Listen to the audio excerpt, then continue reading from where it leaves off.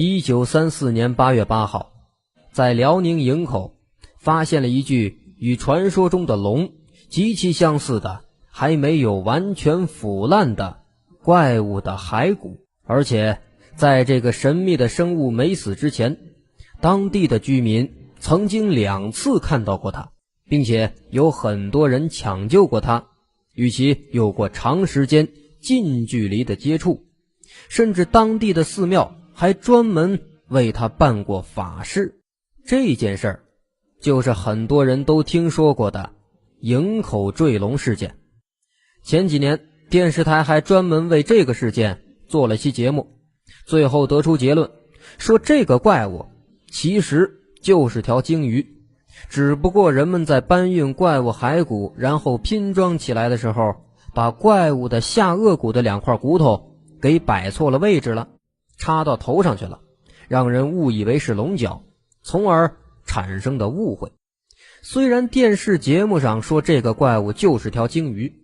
但是从人们手中掌握的资料和证据来看，这种说法似乎有点站不住脚。那么这个怪物到底是个什么东西呢？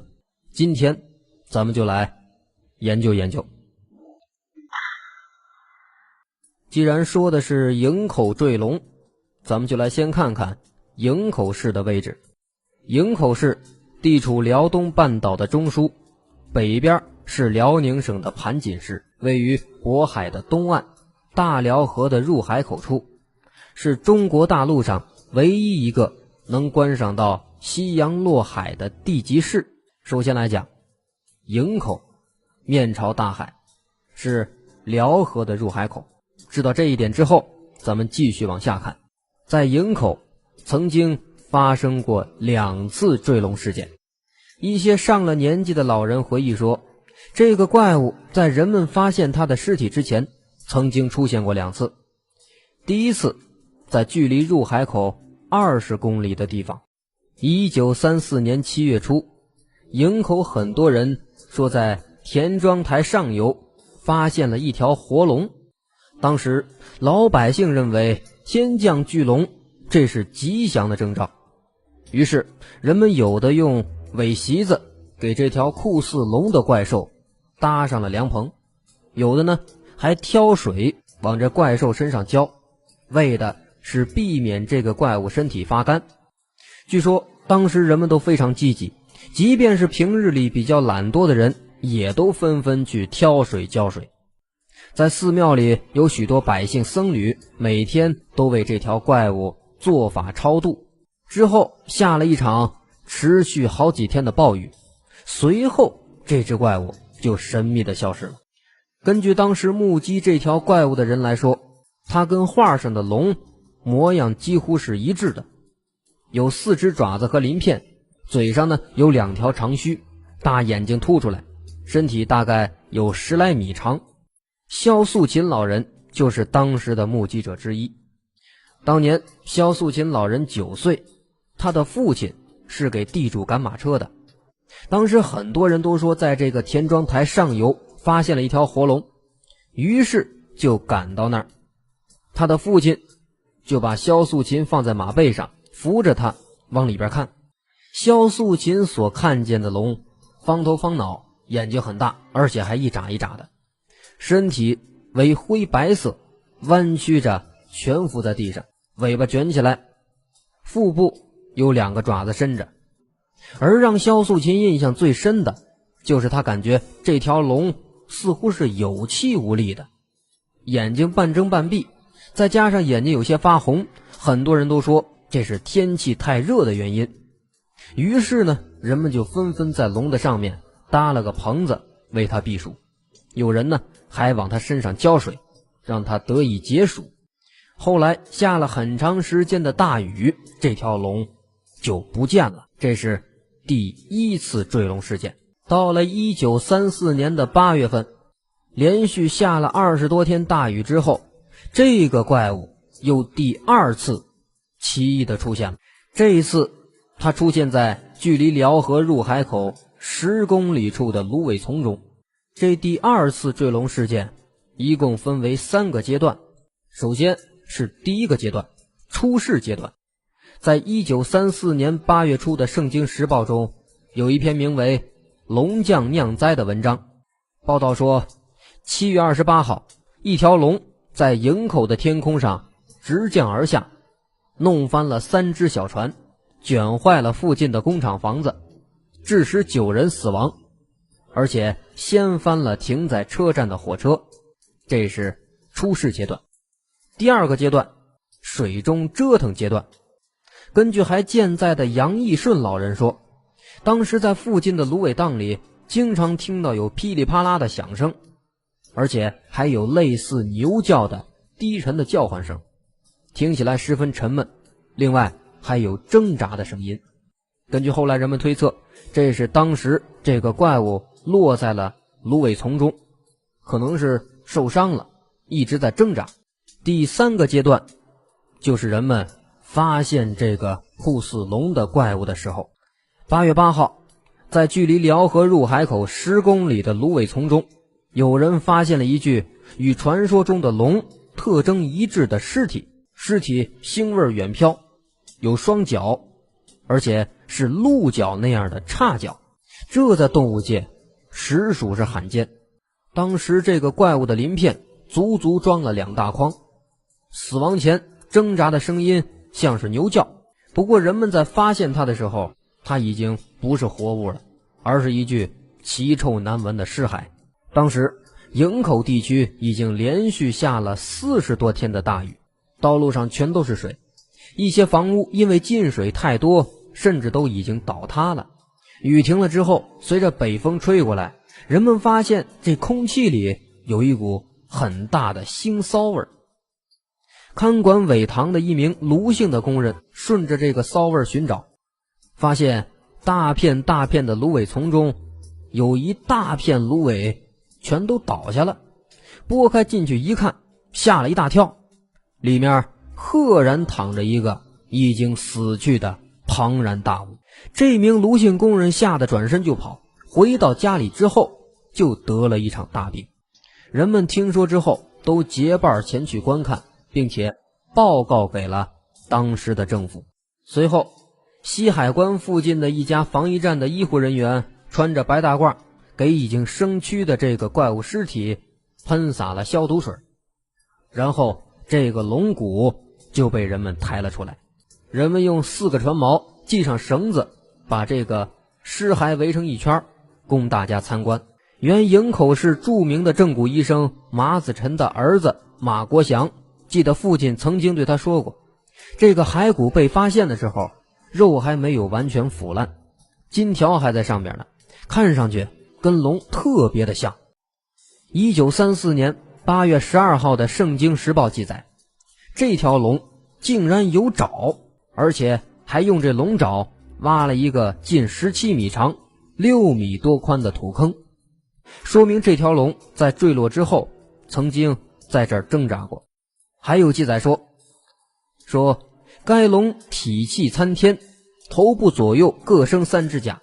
脊宽3寸余，附于脊骨两侧为肋骨，尾根约5-6寸长，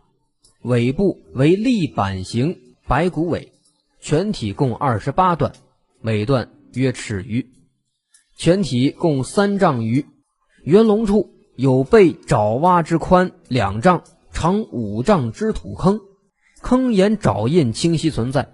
至该龙骨尚存有金条，至皮肉已不可见矣，等等等等。这些特征也更加佐证了这个怪物头上有角，体长10多米，有爪，进一步验证了是龙的说法。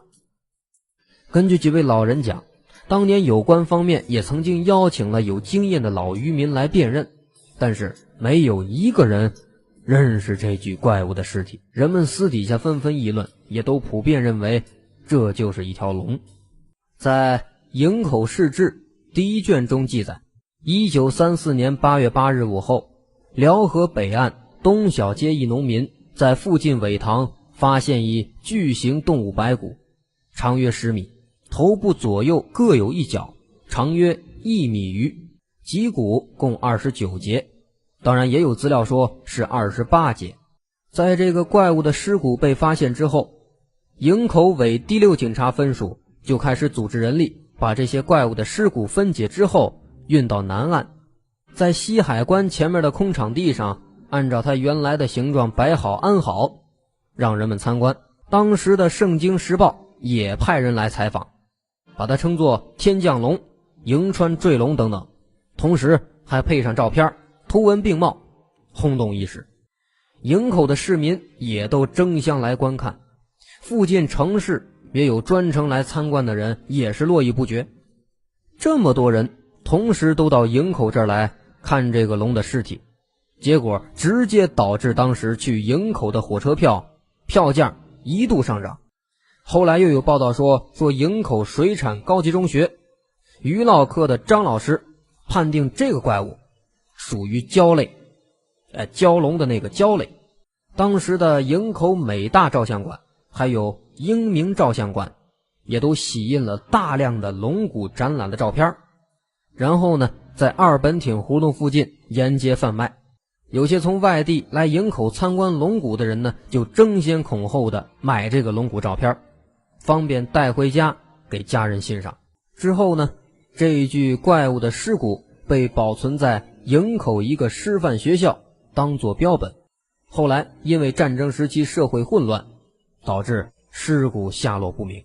现在通过查找相关的资料，我们仍然可以看到1934年8月14号《圣经时报》刊登的龙骨照片的复印件。虽然年代久远，再加上受当时摄影技术以及种种因素的制约，但是从照片上仍然能够清晰地看出当时围观看龙骨展览人群的模糊身影。然而画面中一具长长的动物骸骨以及头上生长出来的2只长角依然是清晰可见。只不过遗憾的是，由于当时的社会秩序混乱，这偌大的怪物骸骨就这样莫名其妙的遗失了。这80多年前发生在辽宁营口的营口坠龙事件，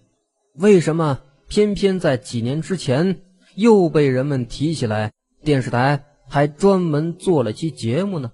这里边有这么一档子事儿。1939年，当时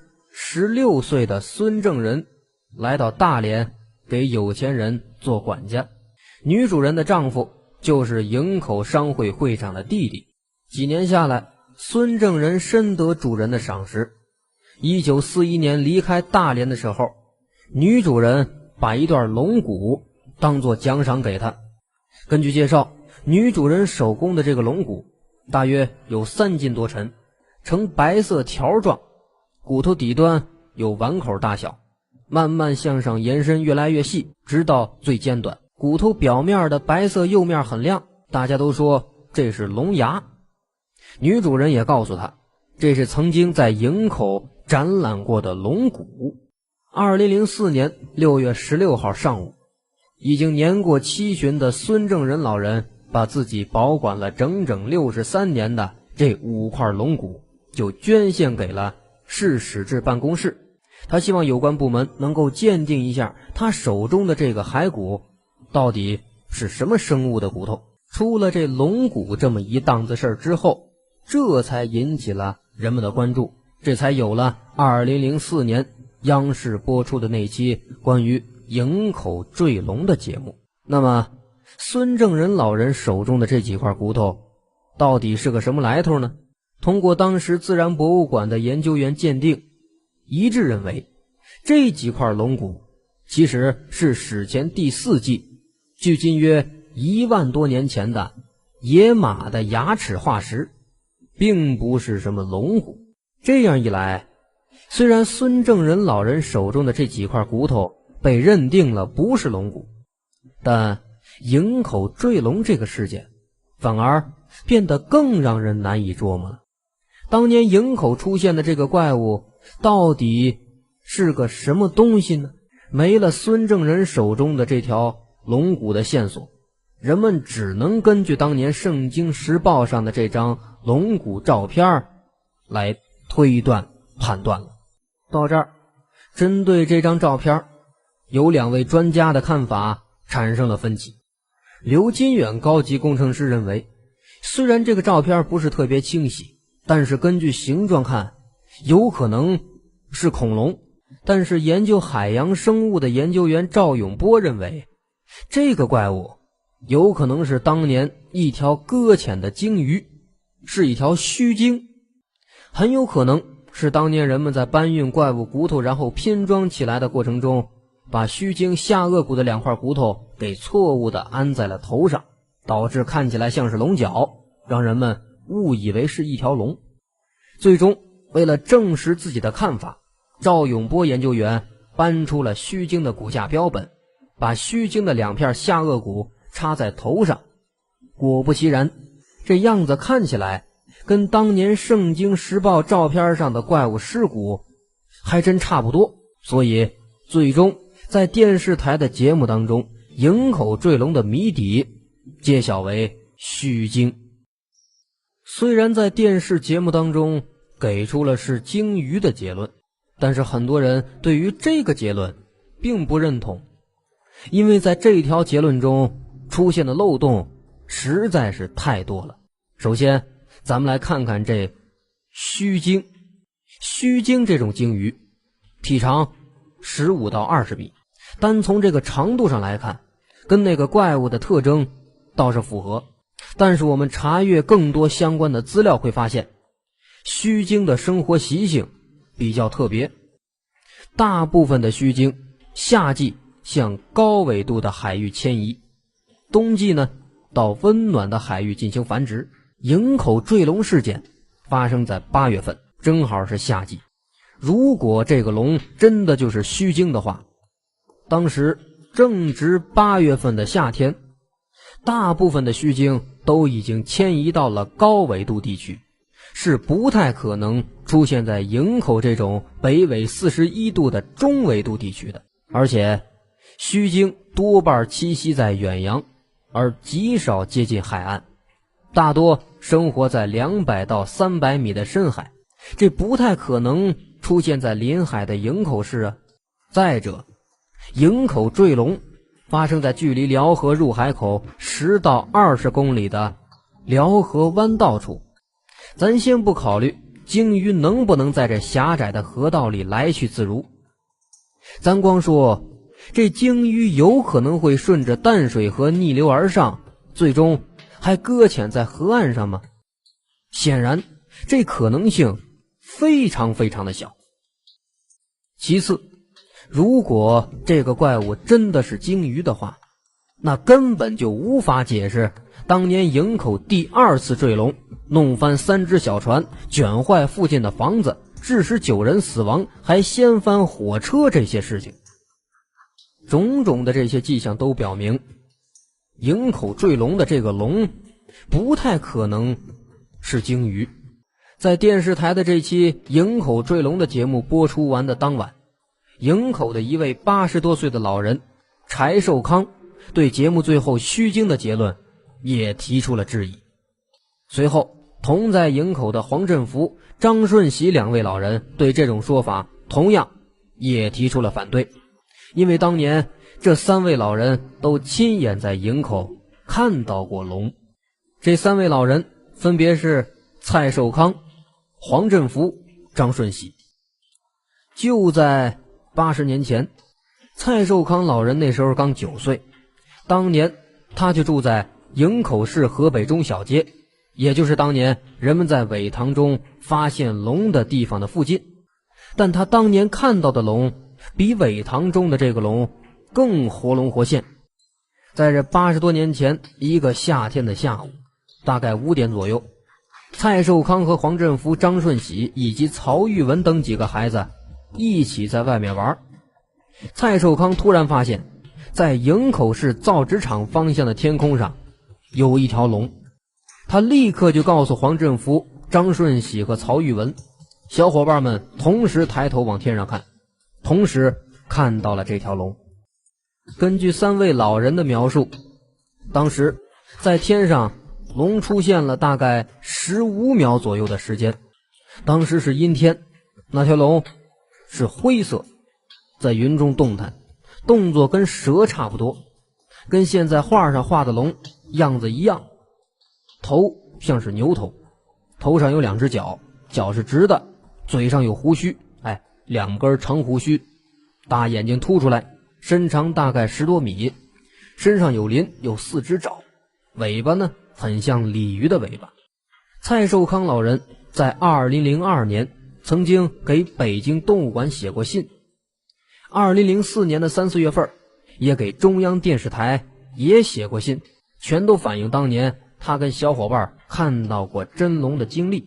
但是北京动物馆和中央电视台都没有给他回复。3位老人在看了这个电视台播出的节目之后，都表示电视节目中把营口坠龙定论为鲸鱼实在是太过草率，轻易下结论太早。目前没有任何证据能表明世界上没有龙，而且事发当时也不止一个人亲眼看到了龙。再者说，当年给龙盖席子搭凉棚泼水的还有那么多人，当年亲眼见过龙的萧素琴老人如今也健在，电视台也采访他了，片子里也有。如果当年出现在营口辽河北岸的龙是鲸鱼的话，萧素琴老人当时也不用站在马背上看啊，因为鲸鱼的高度和马是差不多高的，没必要站在马背上看，直接坐上面看不就完了吗？所以几位老人对电视节目当中鲸鱼的说法持一个反对的态度。既然这营口坠龙坠的不是鲸鱼，那么它到底是个什么东西呢？真的是所谓的龙吗？世界上真的有龙这种东西吗？现在的科学研究已经表明，在大气中很可能生存着某些生物，这些生物被称为大气生物，而且这所谓的大气生物已经和人类共同生存了好几个世纪了。很多在空中的客机失事等等现象很可能跟这些生物就有关系。我们中国常说的这个龙，会不会也是这大气生物中的一员呢？会不会在营口坠落下来的那条龙就是这种所谓的大气生物呢？1917年在中国出现过一次鸟类群体死亡事件，当时在鸟的尸体上留下的生物的爪印极像是中国古代传说中的龙爪印。根据目击者称，当时的鸟类极像是在躲避某种掠食者，鸟类身上留下的爪印似乎就证明了就是这种不明生物导致了鸟类的死亡。当地人据说也在同时看到空中有一条龙影闪过。不止在中国，1939年美国的一架军用飞机在佛罗里达坠毁，12名飞行员死亡。事件调查之后发现结果惊人，飞机的机舱里到处都是弹孔，一些飞行员手里还握着手枪。很显然，飞行员们好像在舱内射击过，但是不知道是在射击什么东西。目击飞机坠毁的一位农民说，在飞机坠落的同时，他看到一种不明生物从飞机内窜了出来，消失在了云彩中。根据他的描述，这个生物极像是中国传说中的龙。随后消息也得到了进一步的证实，在2名飞行员的胸前明显的可以看到2个爪子印，很像是动物的爪印，而且这2位飞行员大概早在飞机坠落前就已经丧生了。类似的例子还有很多，以后的节目当中咱们也会再详细的探讨。就像是蔡寿康老人所说的，在12属相里为什么有龙呢？为什么其他属相都存在，而龙就没有呢？难道我们的祖先在12属相里唯独瞎编一个不存在的龙吗？以科学的角度看待事物是对的。电视台不是说现在的世界上有许多自然之谜是不解之谜吗？但不能说我们看见过龙，这就是不科学，就是封建迷信啊。几个老人都这么大岁数了，没有必要撒谎，也不可能有这么多人同时撒谎。也许龙并不是人们凭空臆想出来的，只不过是一种稀少罕见的动物罢了。好了，本期的微指尖绝密档案就到这儿，我是大碗，我们下期再见。